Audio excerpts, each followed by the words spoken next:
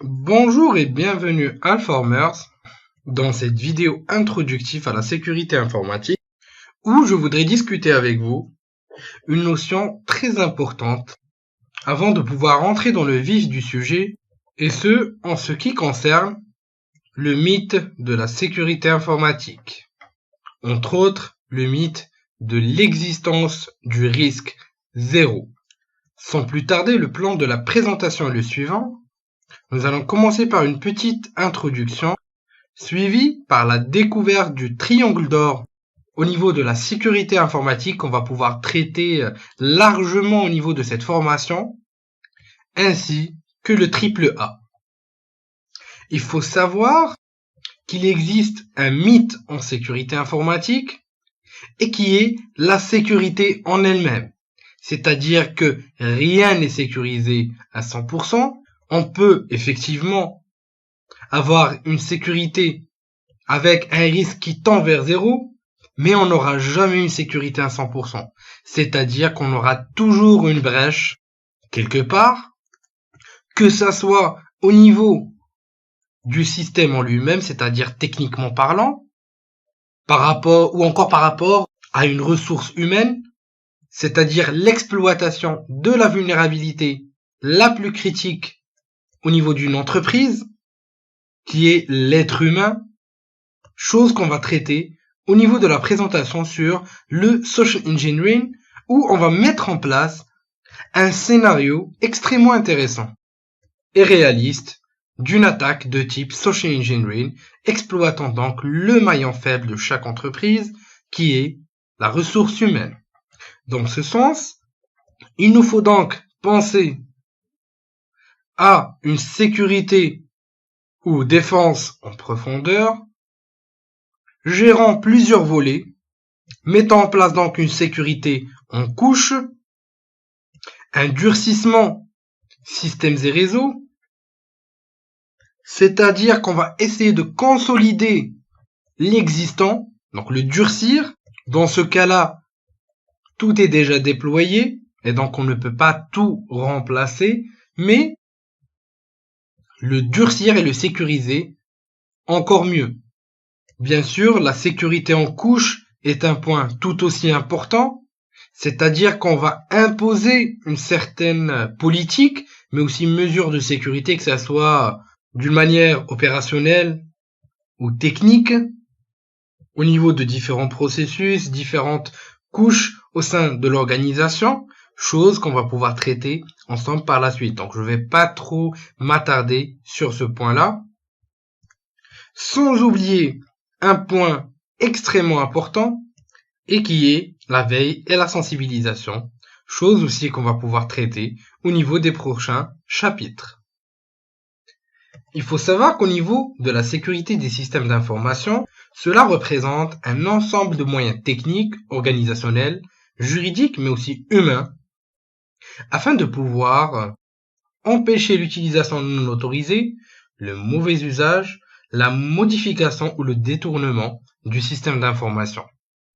Les piliers de la sécurité informatique sont donc les suivants, représentés par un triangle d'or, qui sont la disponibilité, l'intégrité et la confidentialité. Qu'est-ce que la disponibilité? Donc la disponibilité d'un équipement ou d'un système est une mesure de performance qu'on obtient en divisant la durée durant laquelle le dit équipement ou système est opérationnel par la durée totale durant laquelle on aurait souhaité qu'il le soit. Il ne faut surtout pas confondre la disponibilité avec la rapidité de réponse. Le système doit donc rester opérationnel et disponible entre parenthèses continuellement. L'intégrité, quant à elle, désigne l'état de données qui, lors de leur traitement, de leur conservation ou de leur transmission, ne subissent aucune altération ou destruction volontaire ou accidentelle et conservent donc un format permettant leur utilisation. Les données ne doivent donc pas avoir été modifiées depuis leur création. Quant à la confidentialité, donc cette dernière consiste à rendre l'information intelligible à d'autres personnes que les seuls acteurs de la transaction. C'est-à-dire que si une personne arrive à intercepter mes informations, donc échanger avec un serveur par exemple, ce tiers-là ne doit pas être en mesure de comprendre le contenu échangé, donc le message échangé. Rappelons un petit point donc concernant la disponibilité, son objectif. Donc l'objectif de cette dernière est de garantir l'accès à un service ou à des ressources de manière continuelle. Et maintenant, nous allons découvrir un point très intéressant et ça concerne le AAA. Le AAA, donc en sécurité informatique, correspond à un protocole qui réalise en fait 3 fonctions. La première est l'authentification, la deuxième est l'autorisation et la troisième c'est la traçabilité.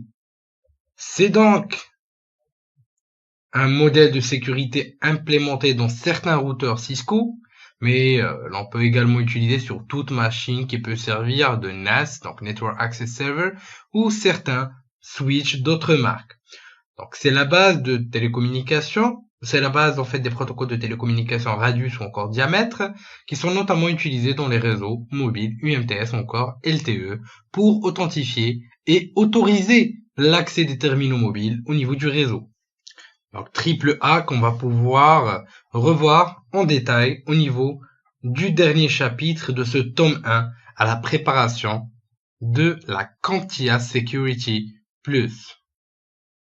Il faut savoir que de nos jours, la sécurité offensive est plus que importante. C'est-à-dire qu'il faut apprendre à penser comme un hacker et non simplement comme quelqu'un qui veut défendre son système.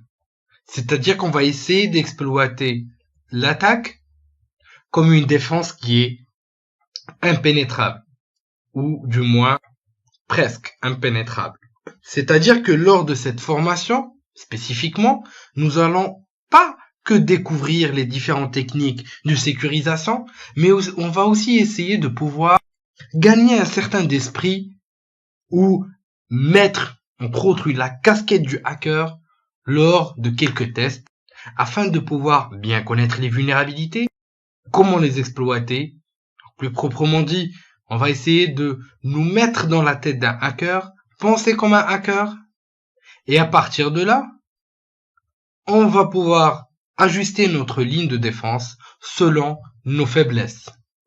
C'est donc une formation très riche où l'on va essayer de découvrir les techniques de sécurité offensive, donc de tests de pénétration entre autres, mais aussi les différentes techniques de sécurisation et possibilités de sécurisation qui sont, sans oublier la sécurité opérationnelle. Je vous dis merci de votre suivi et de votre confiance et à bientôt pour une nouvelle vidéo.